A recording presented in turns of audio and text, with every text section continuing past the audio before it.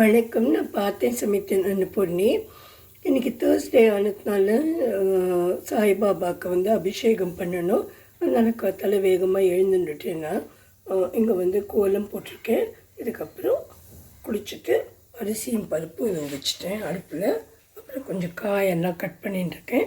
இனிமேல் கொஞ்சம் இதை அடுப்பை கவனிச்சுட்டு அப்புறம் சாய்பாபாவுக்கு அபிஷேகம் பண்ணணும்.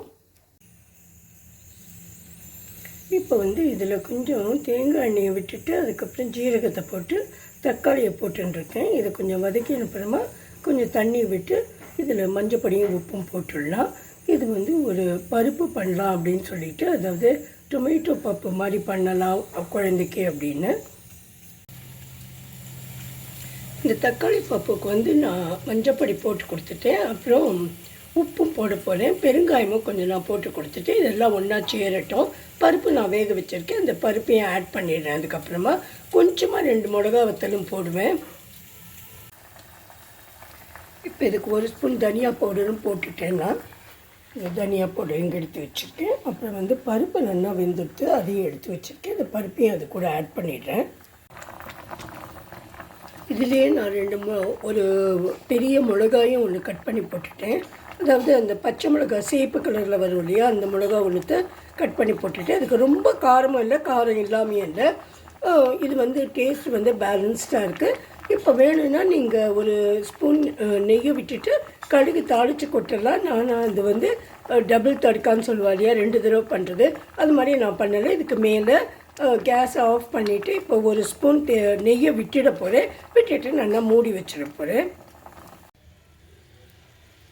இன்றைக்கி கத்திரிக்காய் வறுத்து அரைச்ச கறி பண்ணலாம் அப்படின்னு சொல்லிவிட்டு, அதனால் கத்திரிக்காயை நறுக்கி எண்ணெயை விட்டு அதில் கொஞ்சம் கடுகு போட்டு அது பொரிஞ்சப்புறமா இந்த கத்திரிக்காயை போட்டிருக்கேன். மஞ்சப்பொடி போட்டிருக்கேன். இது கொஞ்சம் நல்லா வதங்கின்னு வரட்டும். இதில் கொஞ்சம் பெருங்காயமும் போட்டிருக்கேன். அதுக்கப்புறம் நான் பொடி இடித்து வச்சுருக்கேன், அதை உங்களுக்கு காமிக்கிறேன்.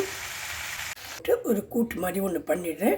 அது கூட கொஞ்சம் ஸ்பெஷலாக தான் நான் பண்ணுவேன். சாதாரணமாக எல்லோரும் பண்ணுற மாதிரி இது பண்ண மாட்டேன்.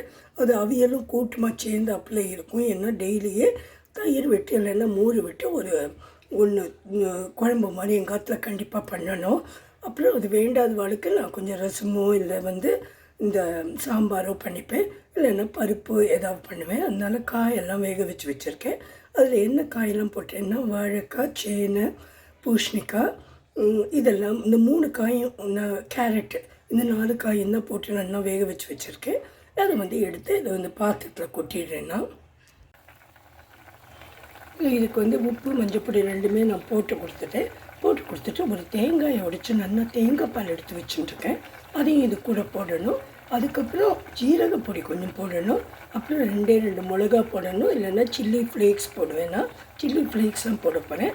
அதுக்கப்புறம் நல்லா கட்டி தயிராக ஒரு கட்டி தயிரை விட்டு கொஞ்சம் தேங்காய் எண்ணெய் விட்டு கருவேப்பிலை போட்டு கொடுக்க வேண்டியதுதான்.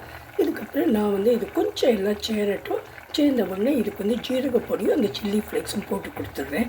உப்பும் போட்டு கொடுத்துட்றேன். இப்போ இங்கே பார்த்தீங்கன்னா தேங்காய் பாலை நான் நேற்று ராத்திரியே இதை ஒரு பெரிய தேங்காய் எடுத்து வச்சுட்டேன். பார்த்தீங்கன்னா தெரியும்னு நினைக்கிறேன். இதை பார்த்தீங்கன்னா அப்புறம் கொஞ்சம் இது தயிர் இருக்குது. இப்போ நான் எல்லாமே இதுக்கு போட்டு கொடுத்துட்டேன். இப்போ இன்றைக்கி சமையல் ரெடி ஆகிடுது. இங்கே அவியல் வச்சுருக்கேன். இங்கே வறுத்தரைச்ச கத்திரிக்காய் கறியும் பண்ணியிருக்கேன். அதுக்கு கடைசியில் ஒரே ஒரு டொமேட்டோவை நறுக்கி போட்டுட்டு லாஸ்ட்டில் அதையும் சேர்த்து கொஞ்சம் நல்லா வதக்கி வச்சுருக்கேன். அது மாதிரி பண்ணினா நல்ல டேஸ்ட்டாக இருக்கும். அதுக்கப்புறமா இது சாதம் வடிச்சிருக்கேன். இங்கே இது பருப்பு. Hope you all will like my video. If you like my video, please subscribe to my channel. Thanks a lot.